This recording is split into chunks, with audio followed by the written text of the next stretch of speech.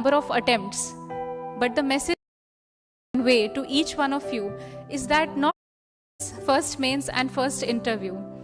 So there isn't anything great in the number of attempts, but the message that I want to convey to each one of you is that not necessarily success comes in the first go. Sometimes you have to wait, sometimes you have to be patient.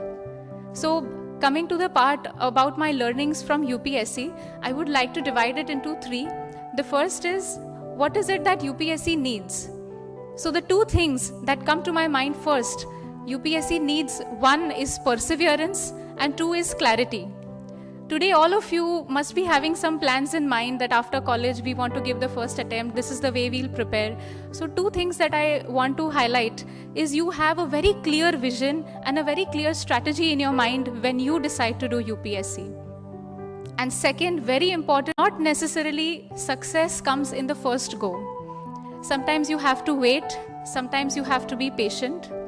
So coming to the part about my learnings from UPSC, I would like to divide it into three. The first is, what is it that UPSC needs?